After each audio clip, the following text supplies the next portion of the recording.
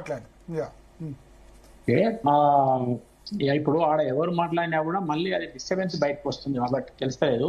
నేను 1-2 నిమిషాలు మాట్లాడి క్లోజ్ చేస్తాను. సరే, ఈ రిజర్వేషన్ సంబంధించిన లోతు చట్టబద్ధమైన నాకు లోతుగా తెలియకుండా కూడా పొలిటికల్ గా 2 విషయాలు మీ ముందు పెట్టాలని నేను ఆడ పెద్దలు ఉన్నారు కాబట్టి వాళ్ళ ముందు పెట్టాలని చూసాను.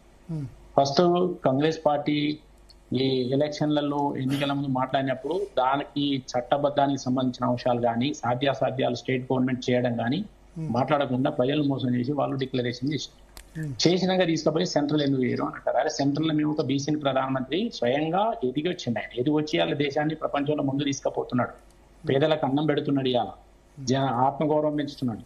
అలాంటి వ్యక్తిని పట్టుకొని ఆయన బీసీ కాదు, ఆయన కన్వర్టెడ్ బీసీ అన్న రోజు ఎవరు మాట్లాడలే. కన్వర్టెడ్ బీసీ ఆయన ఏమన్నా రేవంత్ రెడ్డికి మైండ్ నుండి మాట్లాడిండా ఏమన్నా? దాని మీద ఎవరు మాట్లాడింది? అదొకటి. రెండోది నేను ఏమంటున్నా అంటే, బీసీలు ప్రధానమంత్రి అయితే మీరు అవమానపరుస్తారు, బీసీలు ముఖ్యమంత్రులు అయితే అవమానపరుస్తారు. మళ్ళీ మొఖాన్ని మాత్రం మీరు రెడ్డిని ముఖ్యమంత్రి చేసి, ఇప్పుడు నేను ఏమంటాను, రవీంద్రనాథ్ మేము అనుకో, రవీంద్ర రెడ్డి గారు రేవంత్ రెడ్డి తెలియకుండానే ఇవాళ పిటిషన్ ఇచ్చాడా? మీ ఇద్దరు మిత్రులు ఏమైనా చెప్తున్నా. కాబట్టి రేవంత్ రెడ్డి ఆట ఆడిస్తాడు, రేవంత్ రెడ్డి చేసేటి అని చేస్తుంటాడు. ఆయనకు తెలియదు చట్టబద్ధం ఏంటనేది. నేను బీసీలో చట్టబద్ధంగా సాధించండి, గతంలో 43%, 23% ఇస్తే 43 బీసీలు ఉన్నారని నేను స్వయంగా వాళ్ళు 70% సంతోషపడతాను. కానీ రిజర్వేషన్ ప్రకారం ఉచితంగా చట్టబద్ధంగా సాధించండి, మేము సహకరిస్తాం. చట్టబద్ధంగా మీరు సాధించి వాళ్ళకి ఇవ్వండి. ఆ చట్టబద్ధాన్ని ఇప్పుడు హైకోర్టు 30వ తారీఖులో ఎన్నికలు నిర్వహించమంటే 30వ తారీఖు దగ్గరకు వస్తాను కాబట్టి అదే హైకోర్టుతో మనం ఎన్నికలు ఆపించినట్టు చెప్పించి, హైకోర్టే చెప్పింది హైకోర్టు ఆపింది చెప్పేందుకు డ్రామా. అరే, నీ పరిధిలో ఉందా లేదా? నాకు లోతు తెలియదు. నేను ఒక సుప్రీంకోర్టు అడ్వకేట్ ఇవ్వాలి అడిగిన, అరే బాబు ఆ ఎన్నికలు ఎక్కడైతే కాదు, ఒక బీసీ సంఘం నాయకుడు మా మిత్రుడు ఉన్నాడు, ఆయన అడిగిన, మా కృష్ణ మన హైదరాబాద్ అడుగుతామంటే ఇది కాదన్నా, వాళ్ళు బట్టి మోసం చేస్తున్నారు, కాదు ఎవరు కోర్టుకు పోతారు, అది వస్తుంది లేకపోతే సుప్రీంకోర్టుకు పోతారు, ఎన్నికలైనక కూడా చెల్లదని ఇస్తారు, ఇదంతా పరిశాన్ చేసుడే తప్ప ఏం లేదు, చట్టబద్ధంగా సాధించేంత వరకు అది కాదు అని వాళ్ళు చెప్తున్నారు. అరే, చట్టబద్ధంగా సాధించినందుకు ఏం కావాలో చెయ్యండి, అంతేగాని మీరు ఎన్నికలలో ఇచ్చిన హామీని నెరవేర్చుకుంటా అన్నప్పుడు మీరు బీసీకి ఎందుకు ముఖ్యమంత్రి అయ్యారు? ఇప్పటివరకు ఇచ్చిందా కాంగ్రెస్ పార్టీ బీసీకి స్వతంత్రం వచ్చిన కానీ ముఖ్యమంత్రి? అక్కడ ప్రేమ లేదు కానీ మీ పల్లెకు పోయామన్నా మేము అడుగుతున్నాం. కాబట్టి మేము బీజేపీ బీసీ ముఖ్యమంత్రిని చేస్తా అని చెప్తే మా రాజేంద్రన్ నోటికి లోడిచ్చింది. అరే, ఇప్పుడు అక్కడ బీసీ ప్రధానమంత్రి, బీసీ ప్రధానమంత్రిని ఇక్కడ ముఖ్యమంత్రి అవమానపరుస్తాడు, అది ఎవరు మాట్లాడారు?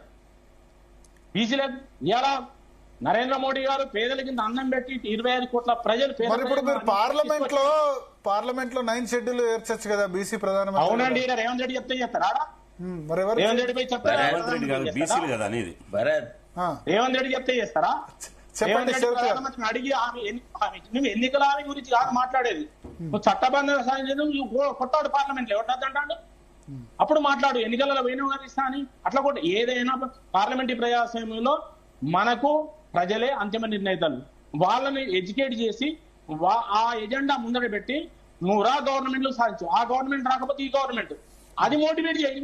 అది మోటివేట్ చేయకుండా మోసం చేసి పదవులు మాత్రం మీకుంటాయి, అక్కడ టెక్నికల్ గా సాంకేతికంగా ఫిట్ కాకుండానే ఇక్కడ మా హామీలు ఇచ్చి అన్ని కోట్ల లేపించి స్టేలు తీసుకొచ్చి అవుతుందా? ఇప్పుడు నేను ఇవాళ పెడుతున్నాను డిబేట్, మళ్ళీ సోమవారం పెట్టండి, ఏం వస్తుందో మంగళవారం పెట్టండి. ఎలక్షన్ కమిషన్ ఇస్తారు, ఎలక్షన్ కమిషన్ 50% దాకా వాళ్ళు ఇస్తారా? కాబట్టి చట్టబద్ధత లేకుండా ఎందుకు ప్రజలను మోసం చేస్తున్నారు అనేది నా క్వశ్చన్. నేను రిజర్వేషన్ వ్యతిరేకం కాదు మా పార్టీ, మేము వద్దంటలేము, కానీ చీటింగ్ చేయొద్దు అని కాంగ్రెస్ గవర్నమెంట్ ను రేవంత్ రెడ్డి మేము అడుగుతున్నాం. మీరు చీటింగ్ చేయకుండా సాధించండి అనుకున్నామే. శ్రవణ్ గారు అప్పటి నుంచి ఇంతకన్నా నేను ఏం మాట్లాడతాను, శ్రవణ్ గారిని మాట్లాడమని. శ్రవణ్ గారు